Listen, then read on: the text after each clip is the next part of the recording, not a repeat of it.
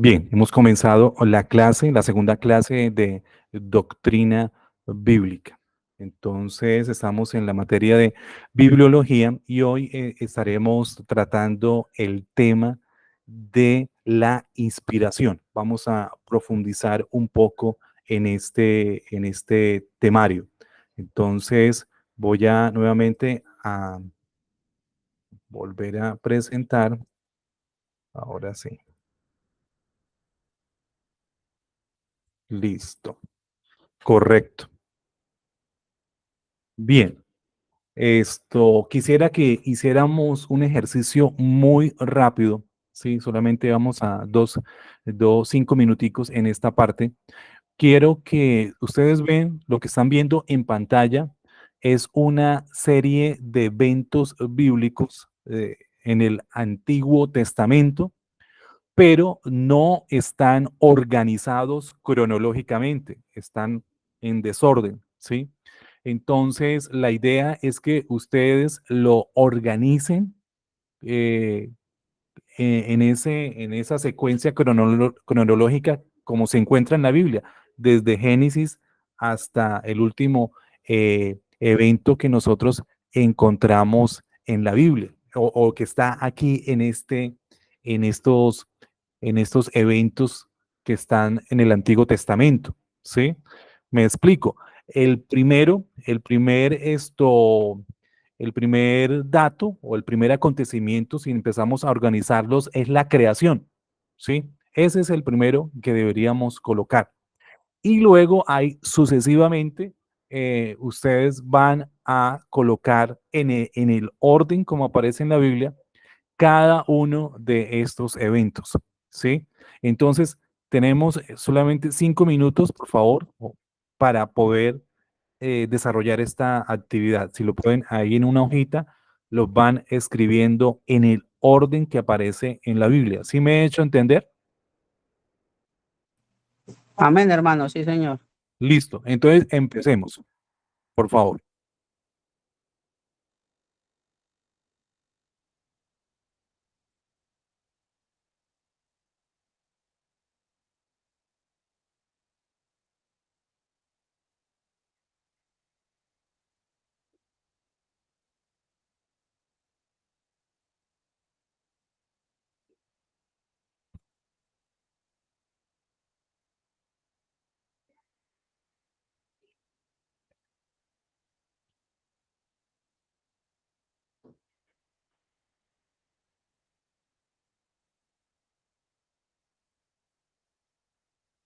Cuando alguien haya terminado, de una vez me confirma.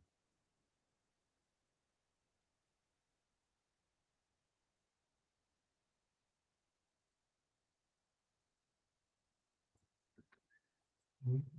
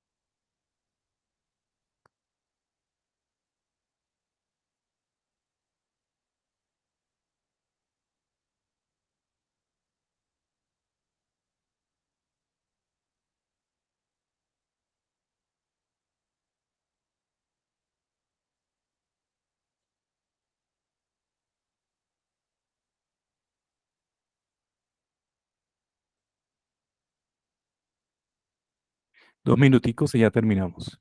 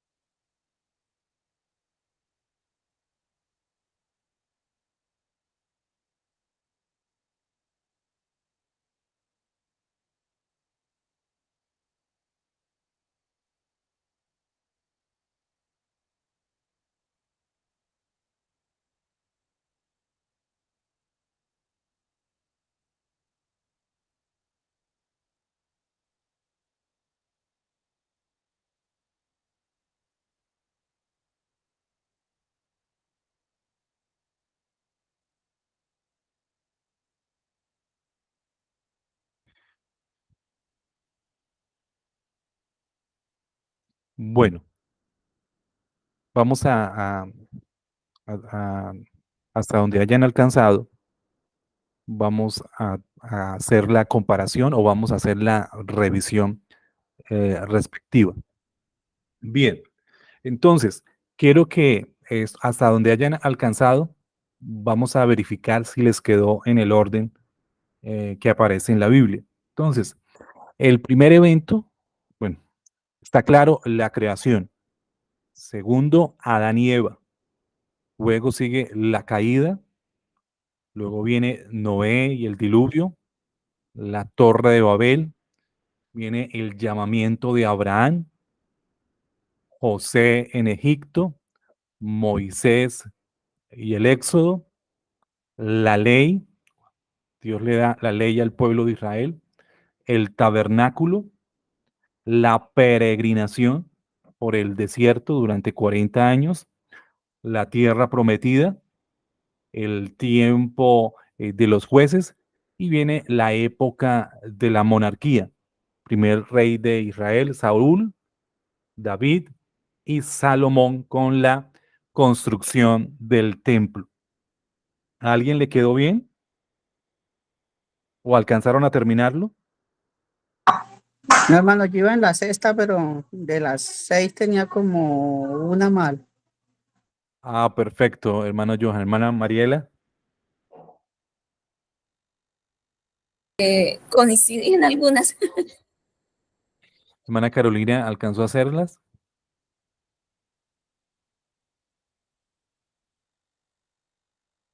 Bueno, entonces, ¿por qué es importante esta parte? Porque nosotros estamos estudiando todo lo que tiene que ver con la Biblia, con su formación, pues, estamos hablando de la inspiración, vamos a hablar también hoy de la inerrancia de la Biblia, pero es muy importante que nosotros poder conocerla, ¿sí? Conocerla en todos sus acontecimientos que narra la Biblia y poder tener una claridad en sentido general de cómo se va desarrollando esa revelación de Dios progresiva a través de toda la escritura.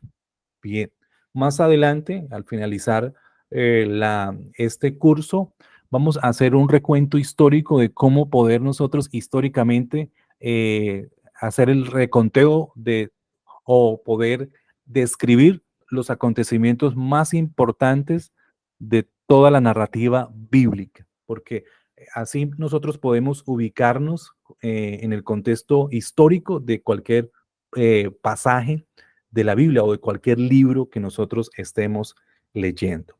Bien, entonces, nosotros estábamos hablando la clase pasada acerca de revelación e inspiración. Profundizamos en el aspecto de revelación, ¿sí?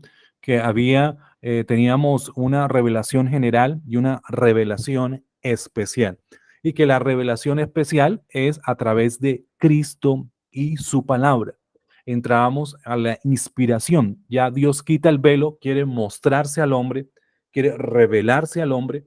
Entonces Dios inspira las escrituras. Entonces Dios mueve a los escritores bíblicos para que puedan escribir cada palabra que está en la escritura. A eso le llamamos inspiración y por eso la Biblia es la palabra de Dios, porque viene directamente de la voz de Dios. Y en la parte de nosotros, cuando interactuamos con la escritura, nosotros no recibimos una nueva revelación, porque algunos dicen, he recibido una nueva revelación de parte de Dios, o algunas herejías, como se han presentado, dicen, Dios me reveló algo nuevo. Los mormones, el ángel Moroni, o sea, recibí la visita de alguien, de un ser superior, o los escritos de un profeta, Elena de White con los adventistas, ¿sí? Rutherford con los testigos de Jehová. Entonces dicen, he recibido una nueva revelación que no está en la escritura. Por eso es que salen herejías, ¿sí? Nosotros hoy en día lo que necesitamos no es una nueva revelación, ya la palabra revelada y profética está ya el canon, como vamos a ver más adelante, el canon está cerrado. Lo que nosotros necesitamos es que el Espíritu Santo nos dé ¿qué? Iluminación para poder entender, poder discernir, poder sacar de la Biblia el significado o la palabra que Dios quiere transmitirnos en un momento dado. Entonces, inspiración. Vamos a definir un poco esta palabra. La palabra inspiración es la acción sobrenatural de Dios. Bien, es totalmente una obra que viene de parte de Dios, que trabajó por medio de los autores humanos para producir la escritura como una revelación de Dios mismo. Entonces, el medio que Dios utiliza para que esa revelación pase a una revelación escritural es el hombre. Pues Dios lo utiliza para que esa revelación pueda quedar escrita y se convierta en la voz de Dios para todo ser humano de cualquier época de la historia. La inspiración se trata del control, porque hay un control que Dios ejerce sobre el escritor. Cuando el escritor empieza a escribir, esa obra que se conoce como los autógrafos fueron los primeros libros o la primera copia que se hizo de ese libro, la primera copia del libro de los Salmos, la primera copia del Evangelio de Mateo, esa primera copia que se hizo se le llama los autógrafos. Entonces, cuando se empezó a escribir por primera vez, Dios estaba ejerciendo el control. Dios ejerce sobre el escritor control en el escritor y por medio del escritor, ¿sí? Por medio del escritor, o sea, está tomando el control de sus emociones, de sus pensamientos, ¿sí? Y ejerce ejerce sobre el escritor. En el escritor está ejerciendo una fuerza que lo está llevando, que lo está impulsando, como veíamos allí en la parte segunda de Pedro, que lo está impulsando a escribir la Biblia, ¿sí? Y así podemos decir que la inspiración lleva a concretarse en la palabra escrita que viene de parte de Dios. Entonces, es el control total de Dios en la persona del escritor para que cada palabra sea guiada por Dios mismo. Entonces, hay varias teorías sobre la inspiración, de cómo se dio esa inspiración, ¿sí? Son teorías porque al fin y al cabo no tienen fundamento, pero es bueno que la podamos conocer porque algunos ateos atacan la teoría real de inspiración diciendo que no es verdad que la Biblia sea la palabra de Dios. Entonces, me permiten que alguien está tratando de ingresar a la clase. Listo. Esperemos un instante a ver si hay alguien más que esté pendiente por estar en la clase. No, listo. Entonces, estamos aquí. Algunas teorías que nos hablan acerca humanamente de cómo se dio esa inspiración. Algunos dicen que la Biblia la inspiración fue intuición del hombre.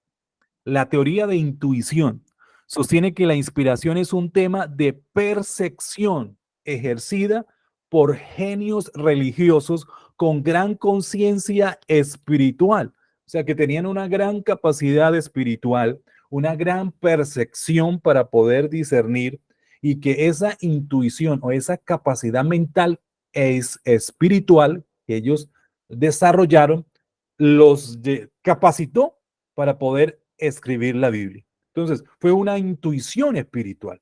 Pero aquí encontramos que la Biblia no es una intuición dada por la capacidad del hombre, sino es una obra directa de Dios a través del hombre.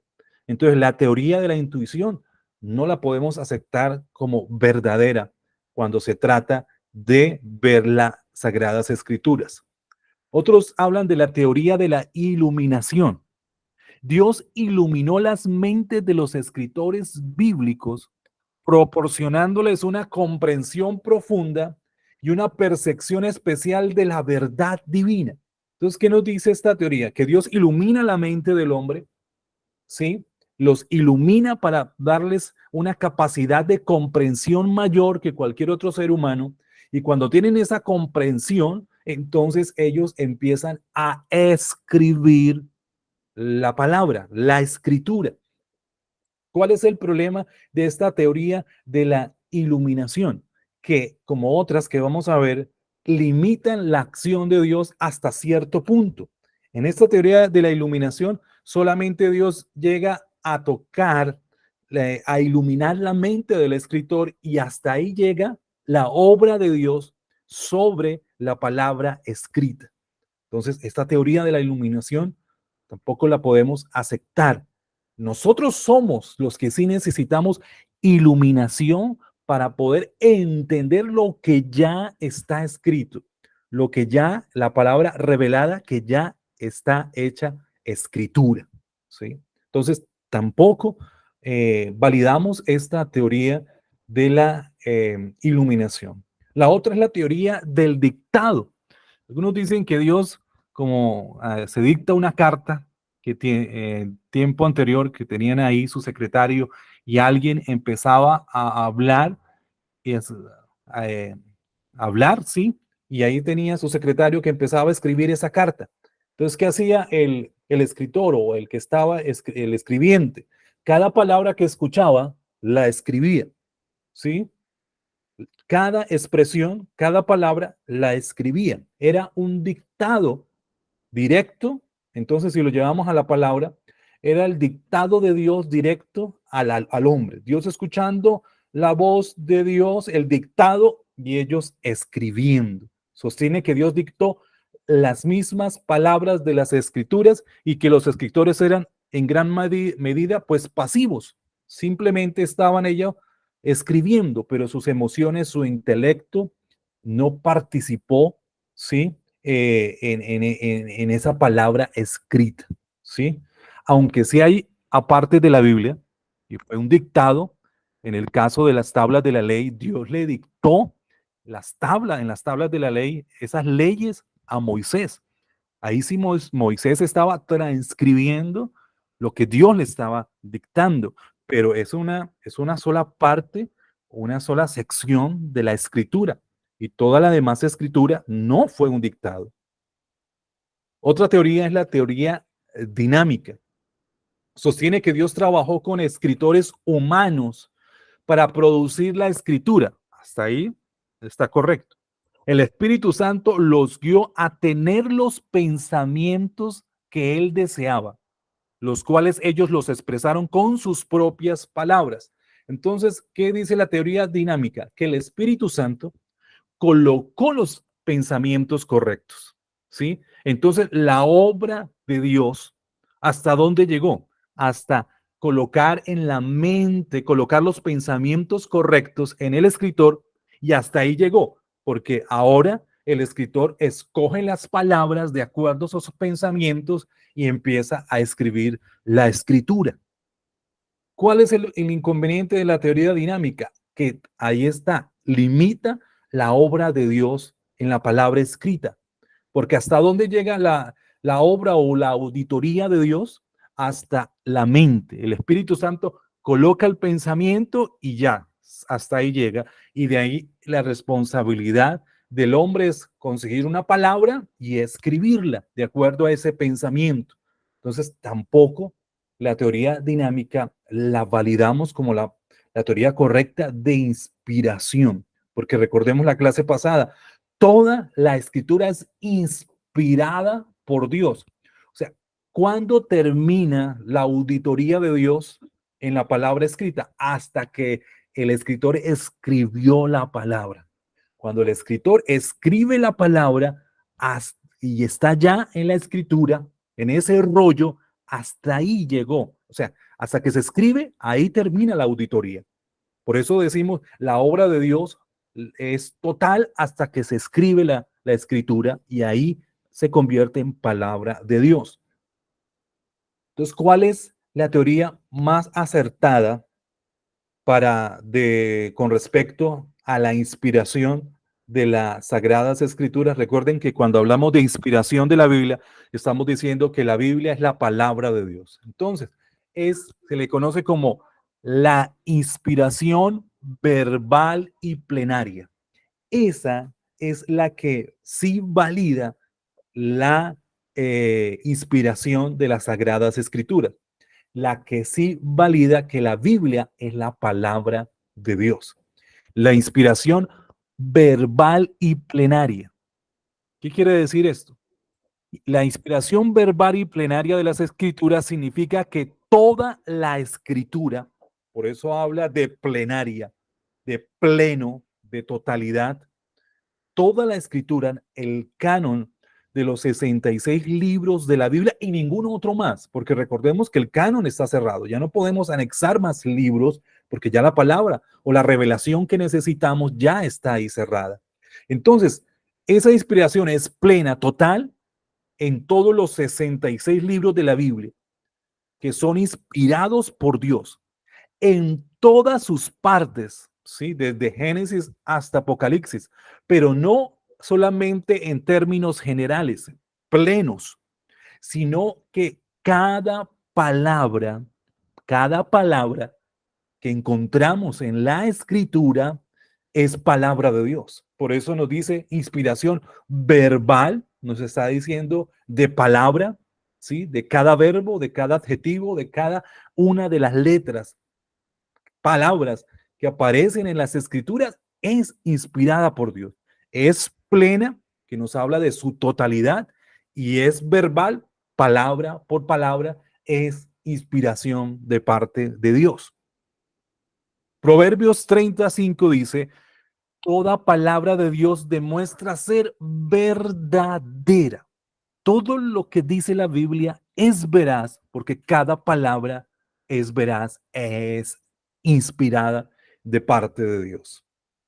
Eso significa que no existe un solo libro en la Biblia que sea no inspirado.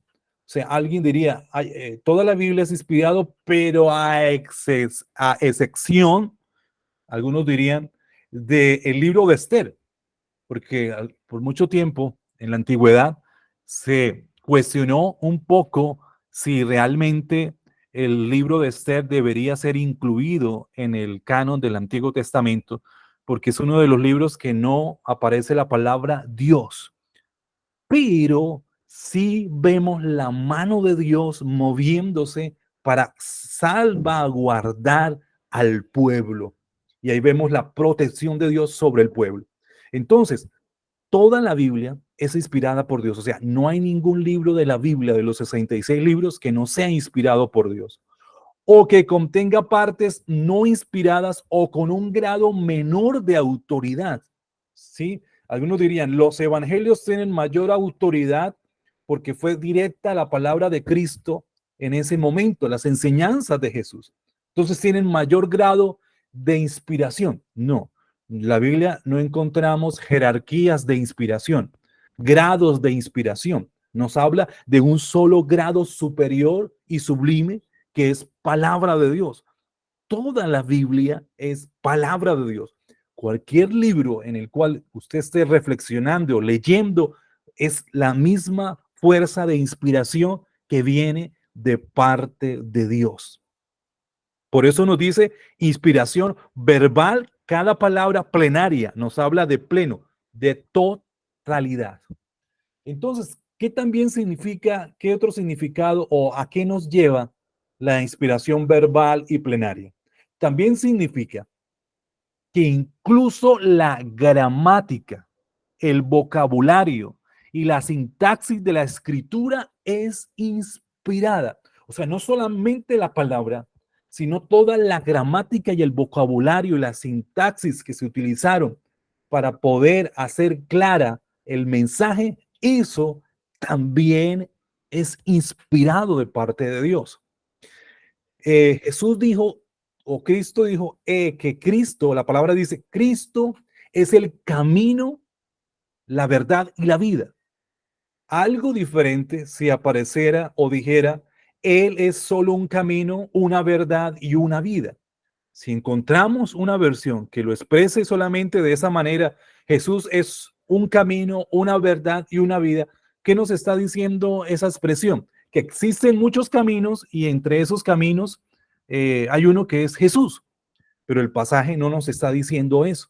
El pasaje nos está diciendo, Cristo es el camino. O sea, hay una sola opción, hay un solo camino que me lleva al Padre, que me lleva a Dios. No hay más caminos, solamente hay una sola verdad. No hay más verdades acerca de Dios. Entonces vemos cómo cada palabra, cada gramática, cada sintaxis, cada sílaba va inspirada por Dios porque nos da claridad con respecto al mensaje que Dios quiere transmitir al hombre. Miren, hoy en día se cometen tantos errores de interpretación porque no tenemos en cuenta esta parte. Y algunos eh, han tergiversado la gramática para poder solventar o poder apoyar la doctrina que ellos impulsan, la herejía que ellos predican. Un ejemplo de esto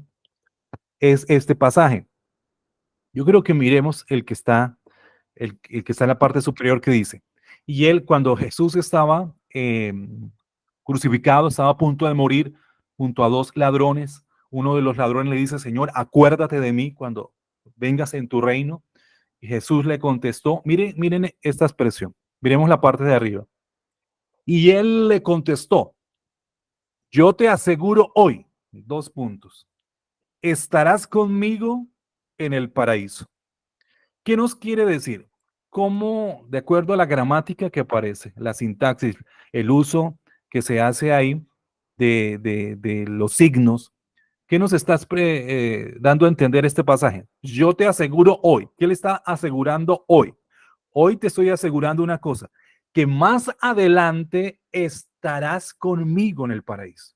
Más adelante estarás conmigo en la resurrección de los muertos. Hoy te estoy dando esa promesa, que más adelante vas a estar conmigo en el paraíso. ¿Quiénes tienen esta Biblia de esta forma? La Biblia, la nueva traducción del mundo de los testigos de Jehová, tienen una Biblia totalmente diferente a la Biblia que utilizan todas las iglesias cristianas, porque está acomodada para la doctrina que ellos aprueban y defienden. Y una de esas doctrinas de ellos es que niegan la inmortalidad del hombre, en el sentido que cuando alguien muere y muere en maldad, en pecado, sin arrepentimiento, entonces esa persona es aniquilada, desaparece, ya no va a existir. Sí, no existe el infierno, no existe la inmortalidad del alma, por eso no existe un juicio sobre el pecador, porque ya quedó aniquilado. Y sobre el que se murió con esperanza de redención, le habla de que esa persona cuando muere queda en un estado en el cual está, no piensa, está en un estado astral que no tiene pensamientos, ¿sí?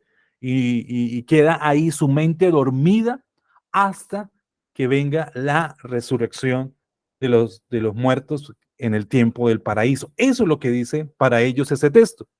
Entonces colocaron el hoy, lo metieron entre yo te aseguro hoy. Pero ¿qué dice la versión real? La versión que viene propiamente de los originales, dice Lucas 23, 42, en 43. Entonces Jesús le dijo, 2 puntos, de cierto te digo que hoy estarás conmigo en el paraíso.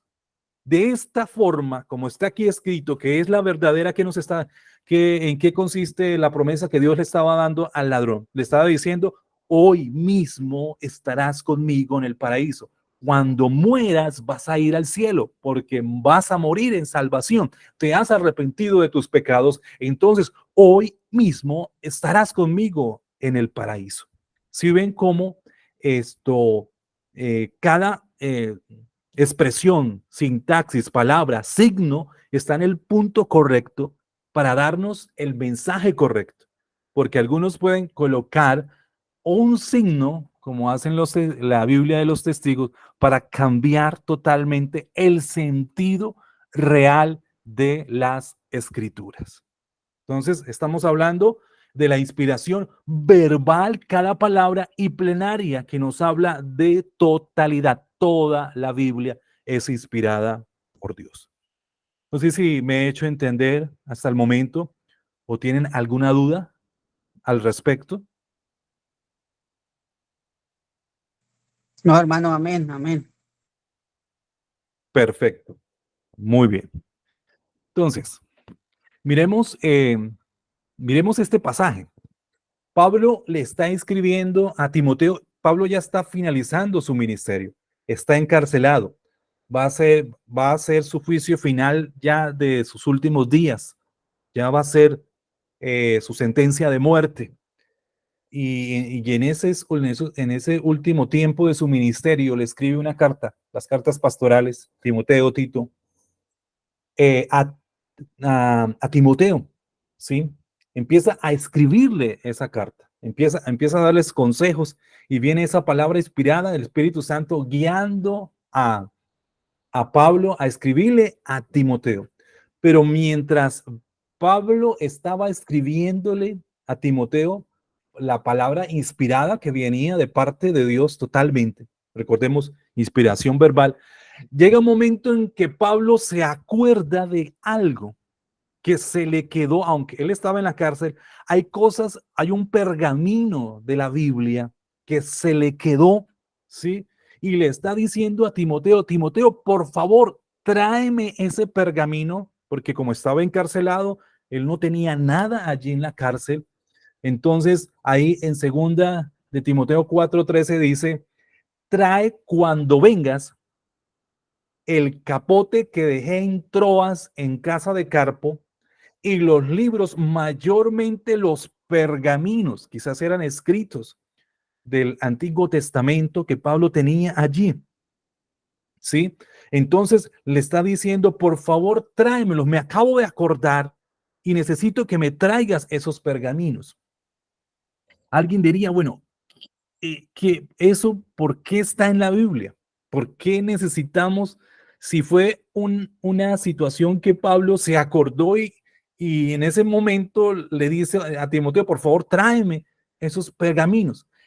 ¿Qué, o sea, de qué manera esa palabra puede ser inspirada y de bendición para nosotros si era algo que Pablo en su momento lo necesitaba y se acordó? O sea, fue en ese instante en que él se acuerda de que necesitaba esos pergaminos. Entonces, en ese debate se relata una historia verdadera relacionada con este versículo aparentemente insignificante de la Biblia. F.W. Newman, el hermano menor de Cardell Newman, preguntó en una ocasión, ¿sí?, a J.N. Darby, ¿qué habría perdido si este versículo no estuviera en la Biblia? Le preguntó a alguien, ¿qué usted hubiera perdido si este versículo no estuviera en la Biblia? Es un versículo insignificante. ¿No era solo de uso temporal? ¿Se habría perdido algo si Pablo nunca lo hubiera escrito? O sea, quizás esto que de otra manera él le hubiera hecho saber a Timoteo, tráeme los pergaminos, pero ¿por qué está escrito ahí? Entonces Darby le respondió sin titubear, yo sí habría perdido algo, porque este es el versículo que me impidió vender mi biblioteca. Cada palabra, créalo, es del Espíritu Santo y tiene un propósito eterno. Aún el hecho de que Pablo, lo que está diciendo este hombre es que se haya acordado de algo que estaba necesitando en ese momento, y eso fue guiado por Dios. Eso también fue inspirado por Dios.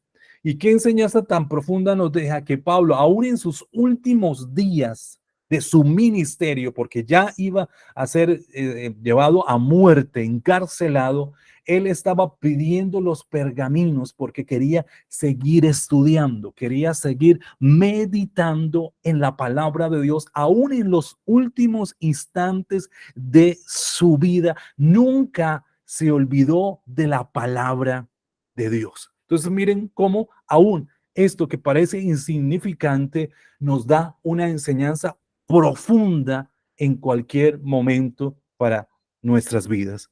Entonces, la inspiración es total. Cada aspecto de la Biblia es inspirado por Dios. Cada palabra y es total, de Génesis a Apocalipsis. Algunos cuestionarían la inspiración, diciendo, si toda la Biblia es inspirada por Dios, y les hago esta pregunta a ustedes, ¿cómo es posible que el pecado de David, y está escrito ahí con detalles de cómo David pecó, mató y adulteró, cómo eso puede ser inspirado por Dios? ¿Cómo eso del pecado de David pudo ser hecho una inspiración de parte de Dios para que estuviera ahí escrito? ¿Alguien me puede decir por qué consideraríamos eso inspirado por Dios?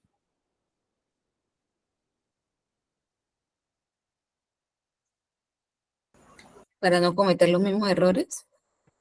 Correcto, hermana Mariela, exacto. O sea, ¿por qué está la Biblia? ¿Por qué no solamente me muestra el lado positivo, sino el lado negativo de los héroes de la fe o de los líderes del pueblo de Dios? ¿Sí? Porque aunque el pecado no es inspirado por Dios, porque es la naturaleza caída, fue decisión de David. Sí, eso no lo inspiró o Dios no lo motivó para que pecara ante Dios. Pero el Hermano registro Marcos, bíblico, perdón, hermano Marcos, también podemos decir que aunque ellos, por lo menos en el caso de David, era conforme al corazón de Dios, él falló, pecó y hubo consecuencias que Dios, a pesar de que tenía el corazón de Dios, no dejó pasar por alto, sino que hubo consecuencias. ¿Estoy bien? correcto, hermana Lauren, totalmente. O sea, el hecho, y esos son descripciones que nos da la Biblia acerca de quién era David, ¿sí? Y que cada pecado tiene sus consecuencias. Entonces, vuelvo y reitero, el acto como tal no es inspirado por Dios, pero el registro bíblico sí es inspirado por Dios. ¿Y qué nos está diciendo? Que nos deja una enseñanza a nosotros. Los pecados tienen consecuencias, ¿sí? Y aún una persona que era conforme al corazón de Dios, llegó un momento en que se descuidó y pecó. Entonces, nosotros también no estamos exentos de estas cosas que si nos descuidamos también vamos a fallar. El que quiera estar firme, mire que no caiga. Entonces, vemos que todo aspecto, cada parte de la Biblia nos deja una enseñanza y ahí está la inspiración, cada palabra que hay en la Biblia, cada registro bíblico es inspirado por Dios. Otro punto con respecto a la inspiración es la siguiente. El segundo lugar significa que además los datos científicos, históricos, geográficos, astrónomos, de agricultura, economía y demás, son plenamente verdaderos, pues la escritura en sí es la palabra del creador de todo el universo y por ende el conocimiento absoluto de todas las cosas a él le pertenece. ¿Sí? ¿Qué nos está diciendo la Biblia? Que en la Biblia encontramos algunos eventos históricos, geográficos de lugares, ¿sí? Científicos también, que antes que la ciencia los descubriera, la Biblia ya estaba hablando de ellos. ¿Y por qué la Biblia ya los podía estar hablando? Porque había una mente superior con un conocimiento superior que ya anticipadamente, si es el creador de todas las cosas, ¿cómo no iba a conocer todo la parte de la ciencia y del universo y cómo está conformado el universo? Uno de esos detalles es la Tierra. Sí, por mucho tiempo se creía, tiempo atrás, siglos atrás, que la Tierra era plana, ¿sí? Y se aceptaba esta idea así, ¿correcto? Que la Tierra no era circular, digamos, en todo el sentido como una esfera, ¿sí? Entonces, solamente hasta, se cree, Galileo Galilei fue uno de los que en 1500, 1600 acentuó la teoría heliocéntrica, donde el Sol era el centro de la Tierra, pero mucho tiempo atrás también, retrocediendo un poco al tiempo de Aristóteles, uno de los filósofos griegos, eso sería en el año 300 aproximadamente, antes de Cristo, él llegó a tocar la idea superficialmente, solamente, de que la Tierra era redonda. Pero aún muchos años atrás, siglos atrás, El libro de Isaías 40:22, Isaías vivió en el año 722 o la época de Isaías al 680. O sea, unos 400 años aproximadamente, 4 siglos antes de que Aristóteles tuviera una idea general sobre que la Tierra era circular, la Biblia ya estaba confirmando este hecho. Isaías 40:22 dice: Él está sentado sobre el círculo de la tierra, cuyos moradores son como langostas. Miren cómo Isaías quizás no entendía esto. No sabía lo que quizás, no comprendía lo que estaba escribiendo, la profecía que estaba dando en su momento, pero esta era una revelación, inspiración que lo estaba moviendo el Espíritu Santo a escribir esa parte. Él y estaba mostrando que la tierra era redonda, mucho tiempo atrás, mucho tiempo antes de que el hombre pudiera creer en esta idea. La Biblia ya lo estaba afirmando. Otro aspecto con respecto a la inspiración verbal y plenaria. Y en tercer lugar, la doctrina de la inspiración verbal y plenaria de la Escritura significa que la Biblia es totalmente inspirada en todo lo que incumbe a nuestra vida diaria. No hay mandamiento u ordenanza moral en la escritura, que esté fuera de tiempo o culturalmente condicionado. O sea, no hay ningún mandamiento que alguien diga, no, es que no es para nosotros, no es para este tiempo. Hablo de los mandamientos morales. Recordemos con respecto a la ley dada a Moisés. La ley estaba dividida en 3 aspectos: la ley civil, la ley ceremonial de los sacrificios y la ley moral, que era interna de cada persona en su mente y corazón.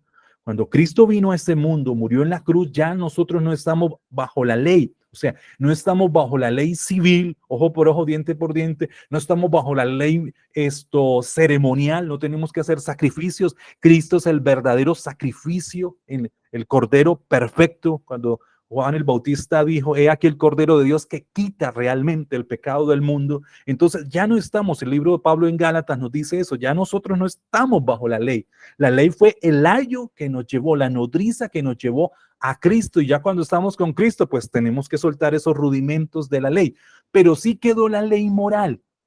¿Cuál es la ley moral? Pues los 10 mandamientos. Ahí está la ley moral, a excepción del día de reposo, que el día de reposo hace parte de la ley moral, pero también nos deja una conciencia de que tenemos que apartar un día para el Señor. Entonces, esa ley moral tiene pleno cumplimiento en toda época y en todo tiempo. No matarás, no codiciarás, ¿sí? No adulterarás. ¿Sí? Todos estos aspectos de la ley moral hoy en día tienen poder y autoridad en cualquier lugar de este mundo.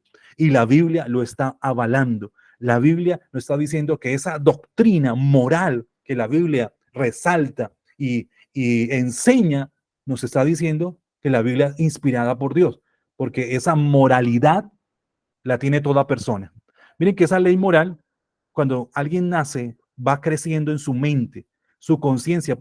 Pablo en Romanos nos habla, su conciencia, 4, en Romanos capítulo 4:3, su conciencia los está acusando, aunque no tienen ley.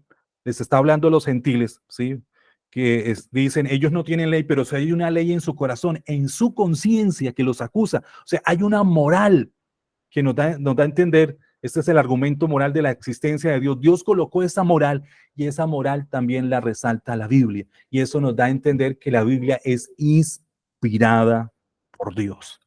¿Sí? Entonces, estos son los aspectos de la inspiración verbal y plenaria. La inspiración plenaria, ¿qué nos está diciendo? Todos los libros de la Biblia, los 66 libros que la componen, han sido inspirados por Dios. Y cada uno tiene el mismo grado de inspiración. No hay otros libros más inspirados que otros. Los profetas mayores no tienen mayor inspiración que los profetas menores. Valga aclarar que la palabra menor no quiere decir que tengan la profecía que ellos dieron era de menor rango que la profecía de los profetas mayores. No, Se habla de profetas menores porque su contenido era menor que el de los profetas mayores, que su contenido era, el rollo era más grande y el rollo de los profetas menores era más pequeño, pero ambos son palabra de Dios. Y verbal quiere decir, la inspiración se extiende a cada palabra de las escrituras y sus formas gramaticales, como hemos visto que eso también nos refleja o nos garantiza que entendamos el mensaje de las escrituras. Ahora, como vamos a ver a continuación, nos dice la biografía autógrafa, ¿sí? Se le puede considerar que son inspiradas las palabras escritas originalmente por los autores humanos. Entonces, ¿cuáles son los libros autógrafos? Las primeras copias. La primera copia que del Evangelio de Mateo, el que hizo Mateo, la del Evangelio de Lucas y Hechos, cuando el médico Lucas empezó a escribir esa primera copia, ¿sí? Nos dice que cada palabra de ese primer libro es inspirado por Dios. Y todas las demás copias traen esa inspiración. Ahora vamos a ver la parte de inerrancia y vamos a aclarar un aspecto sobre este tema. Entonces, la inspiración de la Biblia es verbal y plenaria. Verbal, cada palabra, y plenaria habla de su totalidad.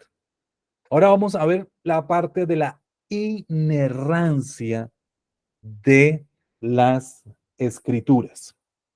Pero antes de eso, ¿sí? Vamos a hacer una pequeña actividad simplemente para convalidar que yo vi que todos, la mayoría, hicieron hicieron el trabajo de Classroom.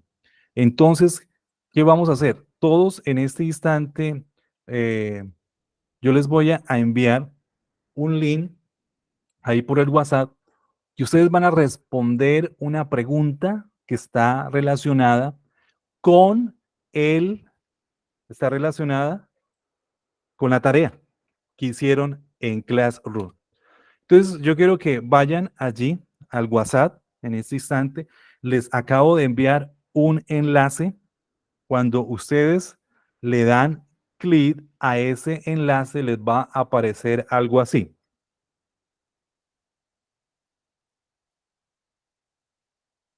Así como está aquí en pantalla. ¿Sí están viendo? ¿Y ya lo hicieron? ¿Ya le hicieron clic al enlace? Sí, señor. Sí, señor. Vamos ahí. Listo. Entonces, ahora coloquen su nombre. Coloquen su nombre. Voy a colocar el de mi hija. Coloquen su nombre. Después que coloquen su nombre, le van a dar ahí donde dice Start, iniciar. Colocan su nombre y le dan ahí en Start. Les aparece así. Bueno, esto es un aplicativo para quizzes para los de primaria, pero me pareció una herramienta muy interesante. Y luego aquí en Start Game, le dan aquí en la parte donde dice Start Games, al lado donde está el nombre, le dan donde dice Start Game. Vuelvo y reitero, al lado donde está el nombre dice Start Game, ahí dan clic, cuando dan a clic, se les activa para responder la pregunta. Es una sola pregunta, ¿sí? La pregunta es, ¿cuántas divisiones tiene la Biblia hebrea? ¿Cuántas divisiones tiene la Biblia hebrea? Entonces, cuando ustedes solamente seleccionan la respuesta y ya, automáticamente se guarda, ¿sí? ¿Cuántas divisiones tiene la Biblia hebrea? Selecciona la respuesta y listo, queda guardada la pregunta. ¿Se confirman cuando ya hayan hecho la actividad? Listo, hermano Marco. Ya la hice. Perfecto, hermana Lauren. ¿Los demás? Sí, señor, ya la hice. Perfecto, hermana Mariela. Mano Johan. Sí. Amén, hermano, amén, sí, señor. Listo. Perfecto. Entonces, vamos a... Aquí estamos. Actualizar aquí un momento la plataforma y aquí me muestra, ya, muy bien, las personas que contestaron. Entonces, ¿cuántas divisiones tiene la Biblia hebrea? Todos quedó perfecto. ¿Cuántas eran? 3 divisiones. Correcto. La Biblia hebrea, ¿cómo se le llama a la Biblia hebrea? ¿La qué? Tanakh. Eso, la Tanakh. Tanakh, Exacto.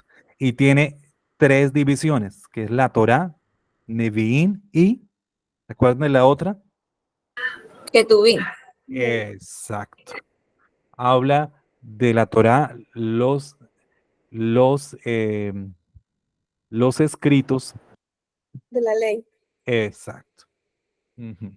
Entonces, esto lo vamos a ver más adelante en la formación de la Biblia. El trabajo que ustedes hicieron es como una parte de complemento sobre el temario que más adelante nosotros vamos a desarrollar. Entonces, excelente. Con esto validamos que pues realmente ustedes eh, hicieron el trabajo y que esto es de conocimiento también muy oportuno para ustedes y para esta materia que estamos desarrollando. Como dije anteriormente, posteriormente vamos a estar analizando la formación de la Biblia, la composición también en forma resumida de cómo está conformada la Biblia hebrea y por qué es un poco diferente a nuestro Antiguo Testamento. Recordemos que no podemos hablar del Nuevo Testamento de hebreo porque los hebreos judíos no aceptan el Nuevo Testamento, no aceptan el mensaje de Cristo. Ellos están esperando que nuevamente el Mesías venga. Sí. Bueno, entonces vamos en estos 20 minutos que nos quedan, vamos a hablar un poco acerca de la inerrancia de las escrituras. La inerrancia de las escrituras. Esperen, vean un momento, por favor. Reviso aquí algo.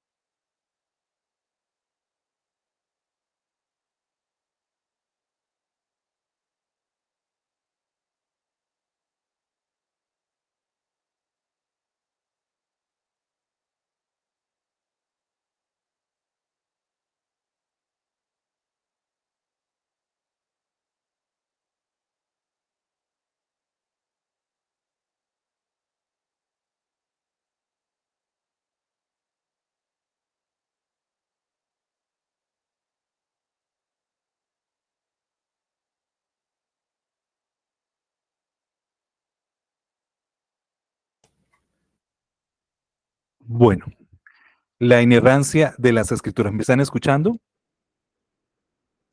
Amén. Sí, señor. Perfecto. Entonces, Sí, señor. la definición de inerrancia en sus documentos originales. Recuerden que cuando nosotros hablamos de los documentos originales, estamos hablando de los primeros escritos. A esos primeros escritos se le conoce como los autógrafos. La primera copia de ese libro, de esa carta, de ese profeta. ¿Sí? Entonces, en sus documentos originales, las escrituras son infalibles, no pueden cometer errores. ¿Por qué no pueden cometer errores? Porque es palabra de Dios. E inerrantes, no contienen errores. Miren, no pueden cometer errores al transmitir alguna directriz. E inerrantes, no contienen errores en todo lo que afirman, sean sobre temas históricos, científicos, morales o doctrinales. Si la Biblia lo está diciendo, no se puede contradecir, no puede cometer ningún error. ¿Por qué no puede cometer ningún error? Porque es palabra de Dios. Entonces, ¿qué nos quiere decir esto? Las escrituras son inerrantes en sus documentos originales. Ninguno de nosotros pone en duda el hecho de que los documentos que salieron de la pluma de Moisés, de Pablo y de todos los demás escritores eran inerrantes, no contenían errores, ¿sí? Ahora, lo que tenemos nosotros hoy en día no son los originales, sino son copias de copias de copias y de copias. Que en cuanto a las copias de copias, o sea, cuando nosotros decimos realmente esta copia es fiable, realmente la Biblia que yo tengo es confiable con respecto a los originales.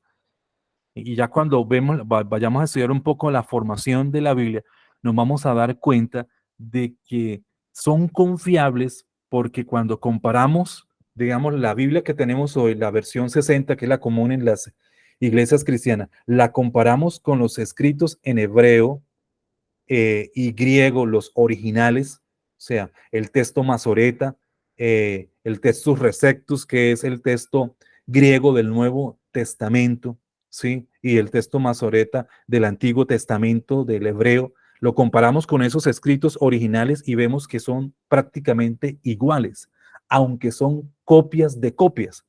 Y ya vamos a ver, a estudiar un poco cómo el escriba, el Masoreta, la responsabilidad que tenía al momento de escribir cada palabra del libro original y la transcribía a otro rollo, cómo era una ceremonia y un ritual tan drástico que en cualquier momento que él cometiera un rayón o un tachón o una letra no estuviera en la posición correcta, ellos tenían que desechar no ese pedazo, sino todo el rollo y volver a empezar.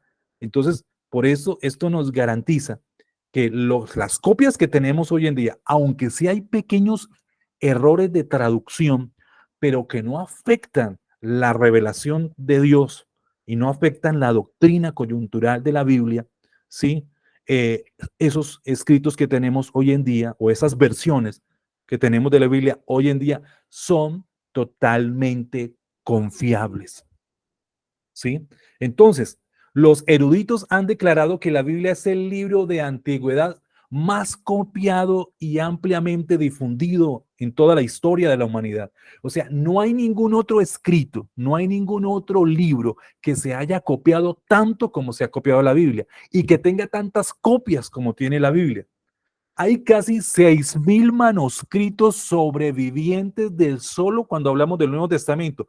6.000 manuscritos que están copiados entre el siglo II y el siglo XV. O sea, entre el siglo II en el año 200 antes de Cristo hasta el siglo XV después de Cristo. En esa franja de tiempo hay cerca de 6.000 rollos, 6.000 manuscritos que se tienen ahí como evidencia para poder comparar las versiones que tenemos hoy en día. O cuando se va a sacar una versión, una nueva traducción, una nueva versión de la Biblia, pues se confronta con esas copias para que sea tal como aparecen en los escritos originales. Ningún otro libro tiene tantas copias o tanto respaldo escritural como lo tiene la Biblia. Con solo esos manuscritos copiados y sus consistencias entre ellos, se podría argumentar que las palabras que tenemos en la Biblia hoy en día son las mismas que escribieron los autores. Tenemos la certeza y tenemos la confianza que lo que hoy tenemos como Biblia es la misma Biblia que tenían los escritores del Nuevo Testamento. Me explico. La Biblia de Jesús fue el Antiguo Testamento, porque el Nuevo Testamento se estaba escribiendo, todavía no había salido. Entonces, esa Biblia del Nuevo Testamento que tenía Jesús o que tenían los apóstoles es la misma Biblia del Antiguo Testamento que nosotros hoy en día tenemos, en el sentido en que se ha guardado el mensaje y no se ha tergiversado. Entonces, las copias o las versiones que tenemos hoy en día de la Biblia son totalmente confiables, pero sí tenemos que aceptar que sí hay pequeños errores en ciertas traducciones, ¿sí? Pero esas ciertas errores de palabras no alteran el mensaje central de la Biblia o la revelación de Dios para el hombre. Por eso se dice que la Biblia es inerrante, que no contiene errores en los libros autógrafos, en los primeros que se escribieron, ¿sí? No tienen absolutamente ningún error. Y hoy en día, aunque hay pequeñas variaciones y pequeñas alteraciones, lo que tenemos hoy en día es la palabra de Dios. Es inspirada totalmente, o es la palabra inspirada que hace 2000 años los escritores la volvieron escritura. Bien, también la escritura son inerrantes en todos los temas que tocan. Vimos anteriormente que es inerrante en todos sus documentos originales, en los autógrafos. Y en ese momento las escrituras son inerrantes, no tienen errores en todos los temas que tocan. Mencionamos esto porque algunos dicen por allí que la Biblia contiene errores históricos, pero que en la doctrina, pero que en lo doctrinal está bien, no tienen errores, pero históricamente sí tienen errores. Esto geográficamente sí tiene errores. Culturalmente, de los detalles que habla de la geografía, sí tienen errores. Eso dicen los que no creen en las escrituras. Ahora bien, usted podría confiar en un libro que tiene siquiera un solo error, aunque sea un dato de relativa importancia como un detalle geográfico histórico. O sea, si la Biblia tuviera un error en un detalle geográfico e histórico, le quitaría, le quitaría ese estatus de palabra inspirada por Dios. ¿Sí? Porque en todos los detalles que la Biblia da geográficamente los está dando, que viene de parte de Dios, es revelado por parte de Dios y Dios tenía conocimiento pleno de todas las cosas. Entonces la Biblia no comete errores en ese sentido. Ahora, los que critican la Biblia por mucho tiempo han dicho algunos aspectos de la Biblia, las han cuestionado, aspectos históricos, como Isaías 21. Dice lo siguiente: el año en que el rey Sargón de Asiria envió a su comandante en jefe para que conquistara la ciudad filistea de Asdod. Isaías 20 nos habla de una guerra del rey de Asiria contra los egipcios, ¿sí?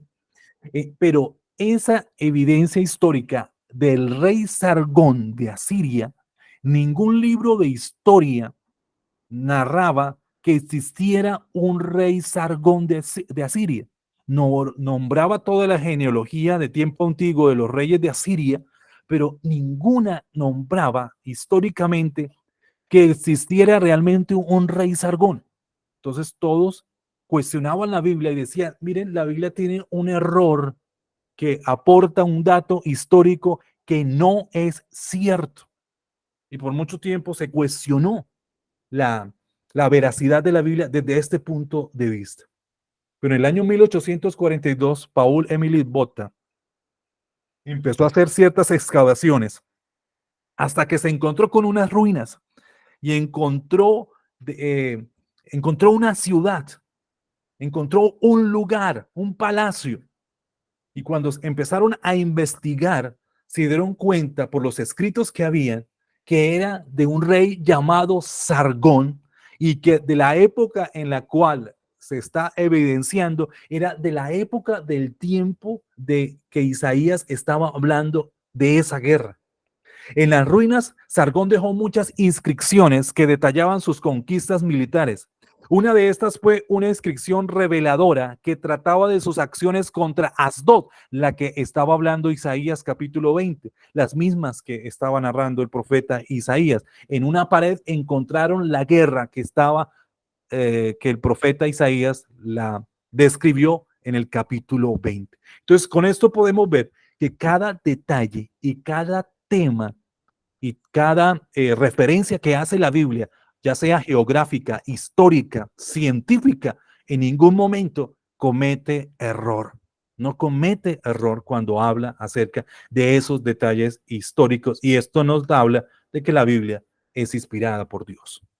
Algunos pequeños problemas, algunos afirman que la Biblia tiene errores, pero esa afirmación tan osada es producto de una falta de información o de una interpretación incorrecta de los datos disponibles en las escrituras. Un ejemplo para tomar en cuenta: la Biblia se equivoca, algunos dicen, porque habla de que el sol se mueve cuando en realidad lo que se mueve es la tierra. De algunos pasajes dice, es que el sol se mueve, es el que se oculta, el que nace y el que se oculta. Entonces está cometiendo un error porque el sol no es el que se mueve. ¿Qué sucede aquí? El lenguaje de la Biblia no es científico. Dios podría haber hablado en un lenguaje científico correcto, pero la gente de aquel tiempo no lo hubiera entendido.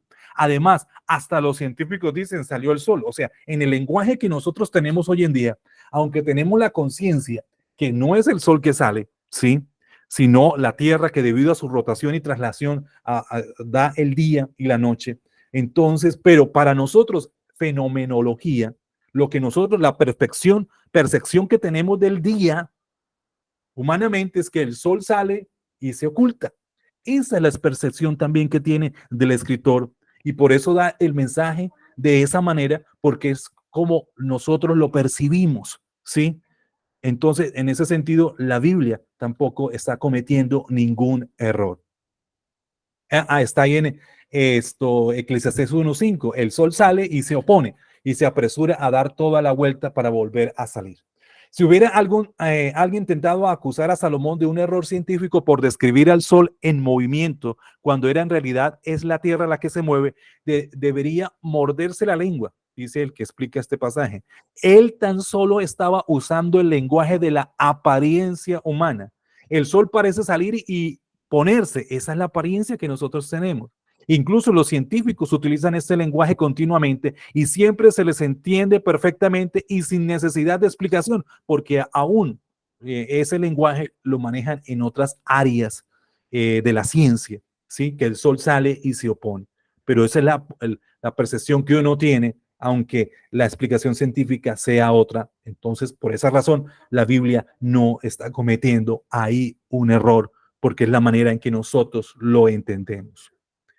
Bien, ¿por qué es importante la inerrancia? ¿Por qué es importante decir que la Biblia es inerrante, no comete error? Porque se basa en el carácter de Dios. Porque si la Biblia tuviera errores, estaríamos diciendo que Dios tiene errores.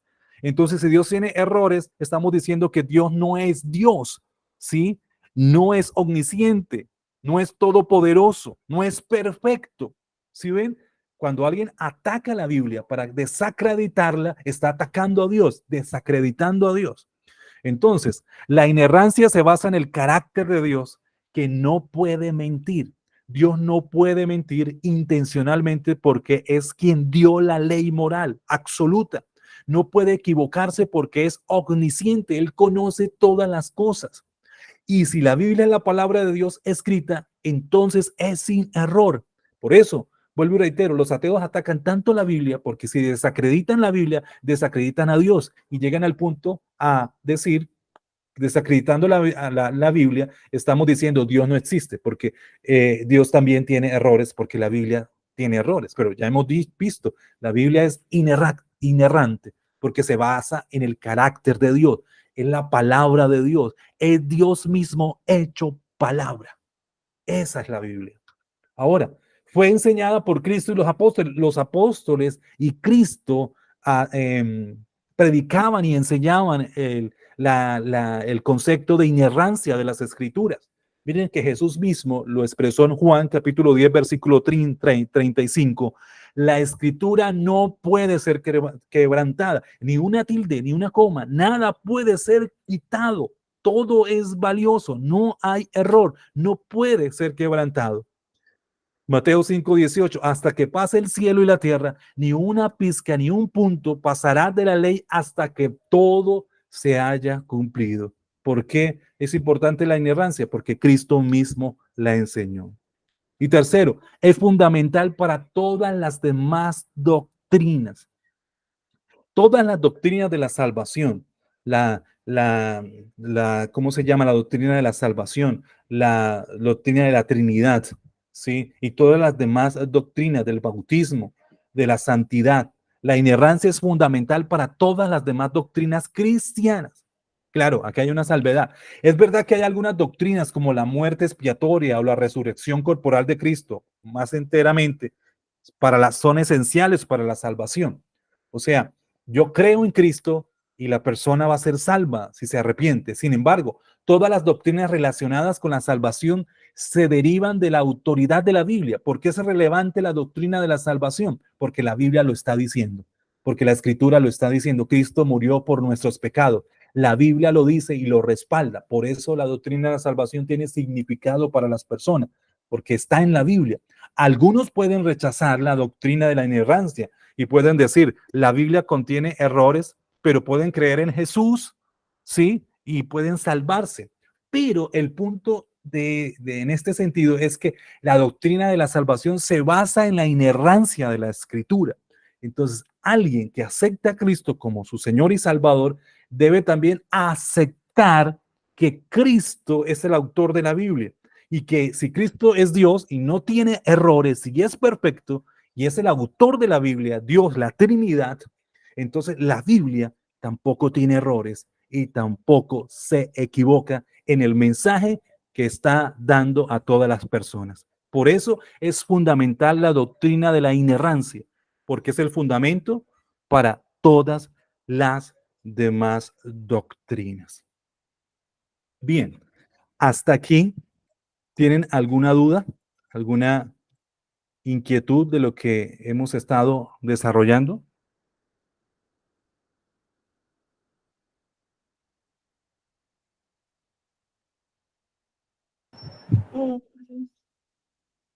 ¿Sí? No, hermano, para mí hasta aquí todo claro, hermano. Perfecto, hermano Johan. ¿Alguna duda, alguna otra inquietud? ¿Alguien que no haya quedado claro en algún aspecto? Correcto. Entonces, espero, pues, que hayamos captado la idea, ¿sí? De igual manera, toda la clase, el día de hoy, va a estar ahí, grabada después, posteriormente, la voy a estar cargando en YouTube, ¿sí? Entonces, eh, si tienen alguna duda, alguna inquietud, pues ahí está el WhatsApp en el grupo para que ustedes puedan plantear sus inquietudes. ¿Qué va a quedar pendiente para esta semana? Nuevamente, todavía no he cargado la actividad. Puede ser una pequeña autoevaluación de lo que vimos en la clase de hoy, ahí en Classroom. Entonces, les va a llegar la notificación al correo para que ustedes puedan aplicar esa respectiva evaluación. Y eso es lo que quedaría como actividad para esta semana, ¿correcto?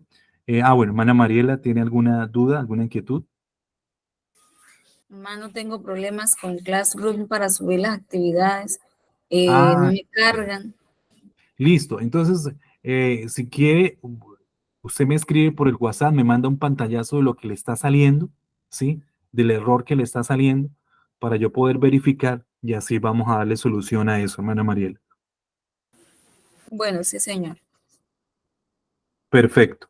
Entonces, no siendo más, entonces el próximo viernes nuevamente estaremos aquí con la ayuda de Dios saltando 5 para las 7 para dar inicio ya a la tercera clase de esta materia del curso de doctrina bíblica. Estamos en la sección de bibliología. Entonces, vuelvo y reitero, si tienen alguna duda, alguna observación, pueden escribirla ahí por el grupo, porque la misma duda que usted tiene la puede tener otro hermano y ahí podemos dar una respuesta integral en su momento. Entonces fue un gusto y una bendición haber estado con ustedes. Dios les bendiga, un feliz fin de semana bajo la bendición de Dios y el próximo viernes estaremos aquí con la ayuda de Dios. Que la bendiga a Amén. todos. Bendiciones. Dios le bendiga, hermano. Dios le bendiga y le guarde. Amén. Dios les bendiga. Que estén.